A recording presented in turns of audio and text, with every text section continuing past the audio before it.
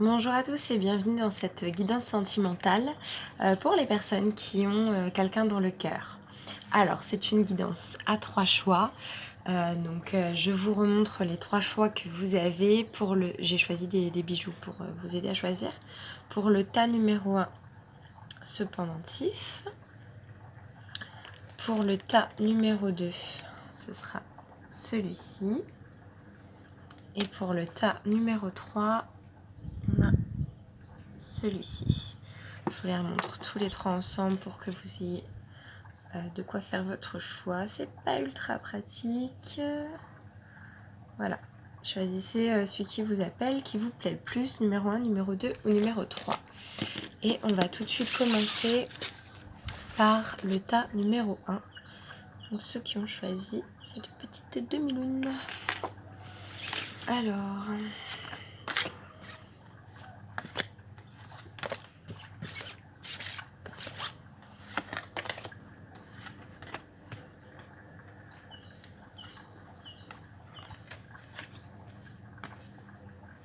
D'accord.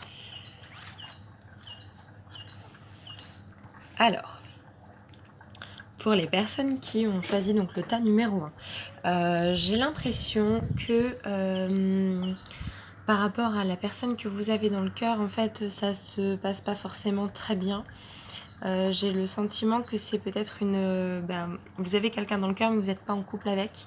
Vous êtes justement dans une phase peut-être même où ça s'est terminé en fait, ou en tout cas vous savez vraiment pas où vous en êtes, et surtout vous savez pas en fait quelles sont vos possibilités avec cette personne. Cette relation, en tout cas le fait d'aimer cette personne, ça vous met dans un état en fait où vous êtes plus complètement vous-même. Vous êtes décentré en fait. Vous avez du mal à vivre dans l'instant. Vous êtes un petit peu constamment dans le mental. Et en fait, votre mental, il est nourri à la fois de doute et d'espoir. Vous oscillez beaucoup entre les deux parce que vous êtes perdu. En fait, je pense que dans cette relation avec cette autre personne, soit c'est quelque chose qui ne peut pas se faire, n'a pas pu se faire, ou alors c'est peut-être quelqu'un à qui vous n'avez jamais avoué vos sentiments. En tout cas, je sens qu'on n'est pas sur des gens qui sont en relation actuellement. Je pense pas que vous soyez en couple avec cette personne, ou alors si vous êtes en couple, vous êtes peut-être en break, ou en tout cas, c'est pas, vous n'êtes pas dans la sérénité au niveau de cette histoire. J'ai le sentiment que vous qui avez choisi ce tas, vous êtes majoritairement des femmes ou alors des hommes qui ont une énergie plus féminine, une énergie plus yin. Et en fait, cette relation, elle vous trouble beaucoup au niveau de cette énergie-là. Et, et en fait, comme vous êtes un petit peu sur un truc un peu bancal, vous avez beaucoup de mal à vous recentrer et à trouver la paix en vous. C'est un petit peu comme si du coup votre énergie yin, elle était complètement rabaissée, et du coup votre vie manque d'équilibre. Vous êtes pas complètement vous-même. En fait, la part féminine en vous qui a besoin de prendre de la place, elle est un petit peu comme écrasée, et vous avez vraiment besoin de renouer avec ça pour renouer avec la paix intérieure. Il est question aussi de reprendre confiance en vous, parce que je pense que cette relation, elle vous a peut-être beaucoup touché au niveau de votre estime de vous-même, au niveau de votre joie de vivre aussi. J'ai l'impression qu'on est vraiment sur quelque chose qui vous a un petit peu blessé profondément, et vous n'êtes pas forcément sorti indemne de ce qui a pu se passer, de ce qui est en train de se passer ou de ce qui ne s'est pas passé. Et là, le conseil qu'on vous donne vraiment, en fait, c'est de prendre du temps pour vous, de vous amuser, d'essayer de renouer avec votre joie, avec votre enfant votre enfant intérieur. Ce qu'on vous dit aussi, c'est d'aller vers le changement. C'est-à-dire que vous ne pouvez pas rester dans cette énergie-là. En fait, elle est mauvaise pour vous, et elle vous permet pas d'avancer. Elle vous retient dans quelque chose de sombre et d'un petit peu un peu une énergie pesante, une énergie lourde. C'est vrai, je sens quelque chose de pas agréable. Et du coup, on vous invite vraiment à opérer un changement, peut-être à vous éloigner de cette relation, à prendre de la distance, à vous dire que c'était peut-être pas une relation pour vous.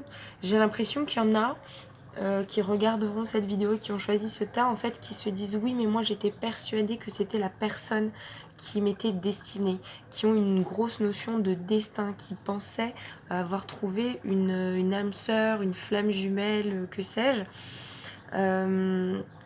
Et je pense que ce que je vais vous dire ne va sûrement pas vous plaire, mais en fait, il y a des chances que vous vous trompiez. Alors, si vous pensez que c'est une âme sœur, vous vous trompez pas forcément, parce qu'on peut avoir plein d'âmes sœurs. Par contre, si vous pensez que c'est une flamme jumelle, c'est peut-être pas forcément ça. Vous avez peut-être envie que ce soit ça, parce que vous avez très envie d'une réunion, d'une fin heureuse et d'une fusion avec cette âme à laquelle vous vous sentez très connecté. Et en fait, c'est peut-être pas forcément ça qui vous attend. Et en fait, comme vous êtes dans vous êtes toujours un peu en train de ruminer et de nourrir à la fois des doutes et des espoirs, vous vous empêchez d'aller vers votre destin à vous, vous vous empêchez de rencontrer peut-être quelqu'un d'autre qui sera plus en phase avec vous. Et du coup, vous êtes un petit peu dans une notion de fatalité. C'est-à-dire que vous acceptez cette situation comme un peu permanente parce que vous vous dites que c'est votre destin d'être avec cette personne.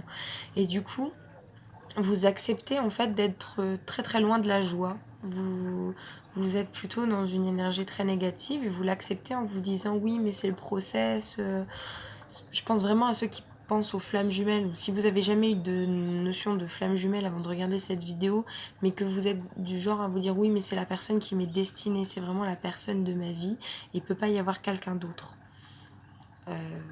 Si, il peut y avoir plein de quelqu'un d'autre en fait. Il y a 7 milliards d'êtres humains sur Terre.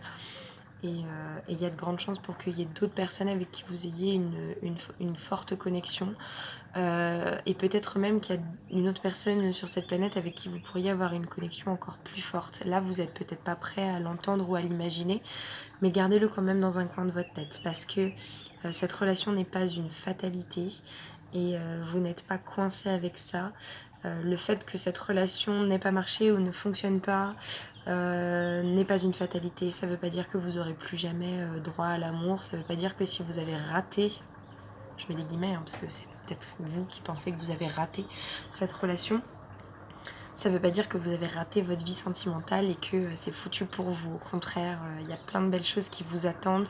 Moi, j'ai vraiment un sentiment que si vous arrivez en fait à passer un petit peu à autre chose, alors je sais que c'est pas facile, hein, c'est facile à dire, mais pas à faire, d'oublier une personne à laquelle on était vraiment profondément attaché et on se sent profondément lié.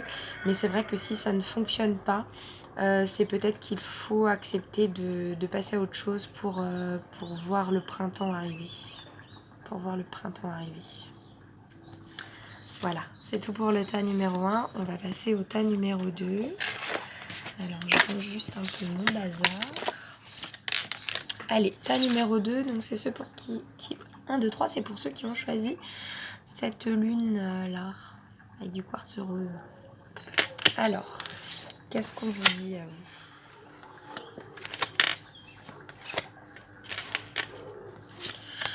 Qu'est-ce qu'on vous dit à vous?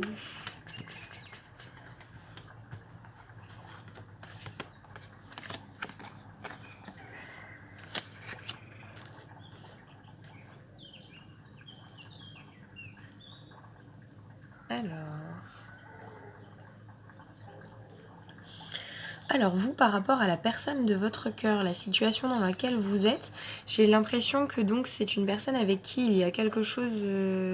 Pour le coup, vous aussi, je pense pas que vous soyez en couple avec la personne de votre cœur. Je peux me tromper. Hein, prenez ce qui résonne en vous, ce qui fait sens pour vous. Ça reste une guidance collective, hein, c'est pas du perso. Mais j'ai le sentiment que vous êtes séparés. Vous avez vécu une histoire avec la personne de votre cœur. Vous êtes séparés et elle vous manque beaucoup. Vous avez vraiment une notion de manque. Et en même temps, en même temps, vous avez vraiment foi dans cette relation. Vous êtes vraiment... Là, on parle plus d'espoir, on parle de foi. C'est-à-dire que c'est un peu comme si vous saviez que cette personne, vous allez pouvoir la retrouver. En tout cas, vous allez pouvoir la garder dans cette vie. Par contre, on me parle de temps et de nouveaux commencements. Donc, j'aurais tendance à dire que peut-être que si vous êtes là en pause dans cette relation, ou vous êtes séparé de cette personne, il y a un vrai temps à accorder au manque. C'est-à-dire que vous avez besoin de ce manque, vous avez besoin de cette séparation pour rentrer dans une nouvelle phase au niveau de votre relation avec cet autre. Et peut-être que cette relation, elle devra passer sur un autre plan. C'est-à-dire que pour l'instant, on parle de relation sentimentale, c'est une guidance sentimentale. Je sais que vous pensez à une personne que vous aimez. Peut-être que pendant un temps, cette personne, au lieu d'être la personne que vous aimez, elle pourra peut-être être seulement un ami pour vous. En tout cas, une personne de confiance à laquelle vous pouvez vous confier, avec laquelle vous pouvez discuter, avec laquelle vous pouvez avancer dans le travail que vous faites sur vous-même. Parce que vous êtes vraiment dans une phase d'éveil par rapport à votre vie, par rapport à votre spiritualité, vos blessures, la façon dont vous vous sentez, et vous êtes un peu dans une phase où vous acceptez les choses, vous acceptez qui vous êtes, vous acceptez ce que la vie vous a donné et ce que vous lui avez donné aussi, vous acceptez le rôle que vous avez pu jouer dans votre vie jusqu'à présent, et j'ai l'impression que cette personne, elle est vraiment là pour vous aider dans cette acceptation, c'est-à-dire qu'elle est là pour vous aider à faire naître une nouvelle version de vous-même, un nouveau vous, à travers son amitié.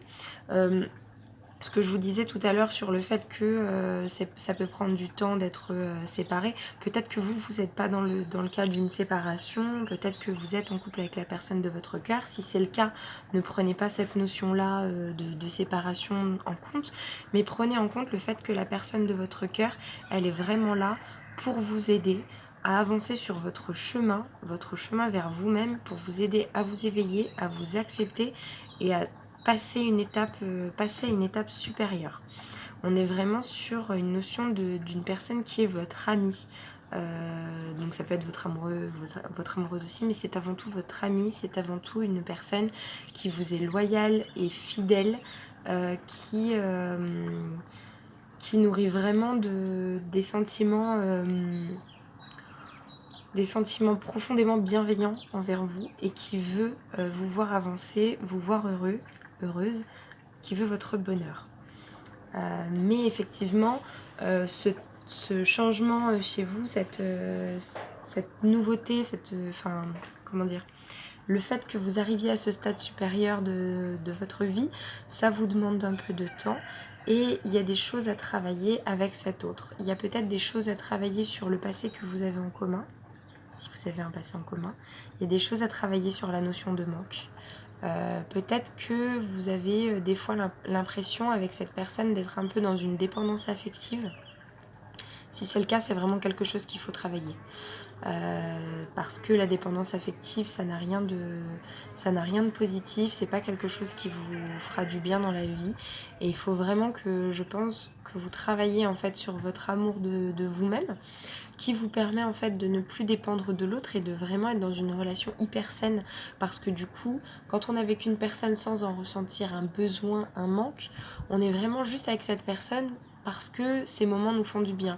Alors que quand on est dans la dépendance affective, on va avoir tendance à vouloir être avec l'autre, même dans des moments où il nous apporte pas forcément quelque chose de bien, dans des moments où on aurait presque voulu faire autre chose, mais on est tellement dans le « ah non mais je veux passer mon temps avec cette personne, je veux être avec lui ou avec elle », que du coup on va se mettre dans des situations où on se voit juste pour se voir, alors que c'était peut-être pas nécessaire, et qu'on aurait mieux fait de prendre ce temps pour soi, plutôt que de s'oublier dans le but d'avancer entre guillemets dans la relation, alors que peut-être parfois même elle n'avance pas, on est juste vraiment dans la dépendance. Faites très attention à ça. Mais c'est quand même c'est une belle relation, je pense, entre vous et cette autre personne. C'est juste une histoire de travail sur soi, et et de bien comprendre en fait la place que peut avoir l'autre dans ce travail que vous avez à faire sur vous-même. Il est là pour vous aider, mais il n'est pas le but non plus ultime de votre vie. C'est-à-dire que les changements que vous les faites pour être plus heureux avec ou sans cette personne. Si c'est avec, c'est bien, mais au cas où cette personne... Envisagez en fait le fait que cette personne puisse un jour peut-être ne plus être là. Et dites-vous que votre but, c'est de faire tout pour vous construire et être heureuse avec ou sans cette personne. Voilà. C'est tout pour vous. On va passer au tas numéro 3. Donc les gens qui auront choisi ce pendentif là. Alors.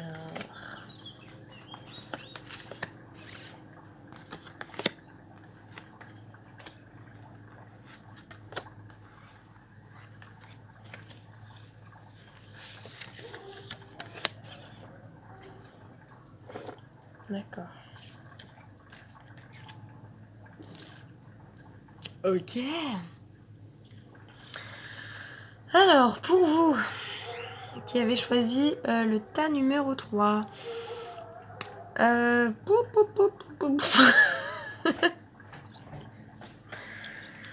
Bon. Tcha. Par où commencer? Parce que là, j'ai plein de cartes ensemble qui sont tout aussi positives que négatives. Je ne veux pas vous faire peur. Bon. Première chose, on me parle de culpabilité, de sexualité sacrée et d'énergie négative. Alors, peut-être que par rapport à la personne que vous avez dans le cœur, il y a une notion de culpabilité en fait entre vous. Une culpabilité liée à cette sexualité. Alors peut-être que la personne de votre cœur est déjà en couple et qu'elle trompe son conjoint avec vous, ou peut-être que c'est vous qui êtes déjà en couple et qui trompez votre conjoint avec la personne de votre cœur à laquelle vous pensez, ce qui du coup génère de la culpabilité et une forme d'énergie négative.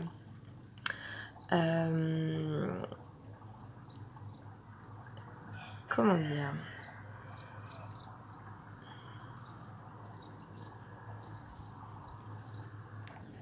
Excusez-moi, j'ai mis sur pause 2 secondes parce que j'étais en train de bugger. Ça ne servait à rien d'avoir 2 minutes de bug au milieu de la vidéo. Donc, je disais, pour vous, on parle de contrat et d'engagement.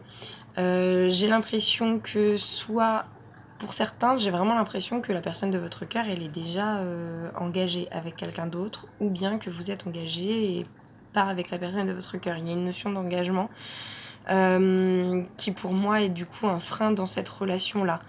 Je pense que par contre pour certains, on n'est peut-être pas dans une notion de gens qui sont déjà en couple, mariés, pacsés ou quoi. Peut-être que pour certains, on a des contrats d'âme. Donc c'est-à-dire des relations karmiques au niveau desquelles en fait on a quelque chose à travailler dans cette incarnation ensemble et potentiellement cette culpabilité elle pourrait venir d'une vie antérieure, quelque chose que vous auriez à régler ensemble dans cette vie. Je pense qu'il y a peut-être même plus de personnes qui sont concernées par cette histoire de contrat d'âme que par l'histoire d'engagement et d'infidélité.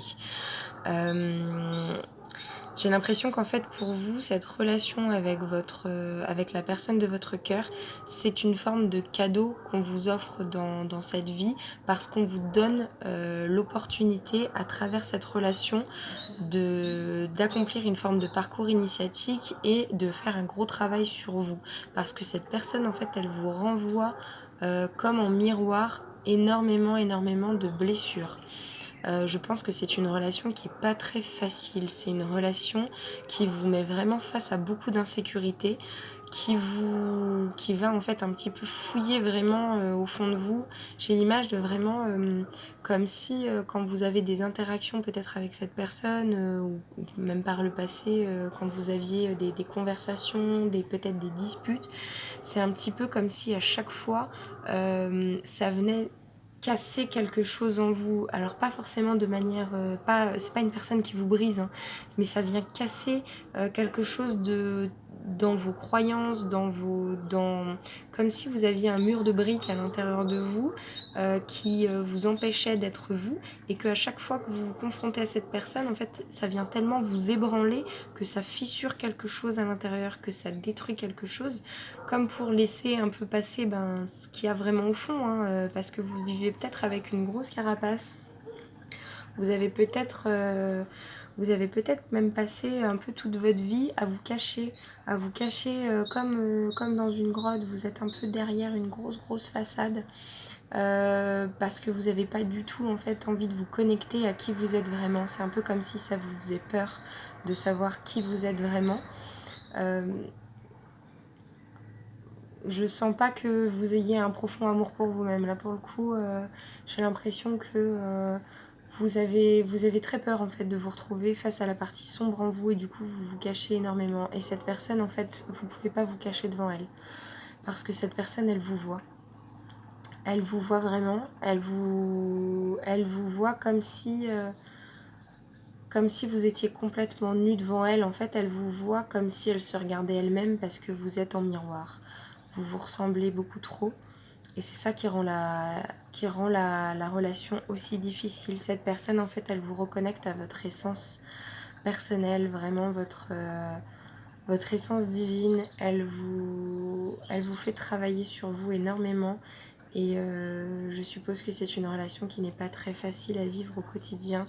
On n'est pas dans une relation... on n'est pas dans une relation où on se fait avancer par le soutien, par l'amour et par la bienveillance. On est dans une relation où on se fait avancer parce qu'en fait on se met l'un l'autre face à ses limites, face à ses failles, face à ses blessures. Voilà, c'est une personne qui fait ressortir des choses en vous qui sont peut-être pas forcément très très faciles, que vous n'avez pas forcément envie de voir.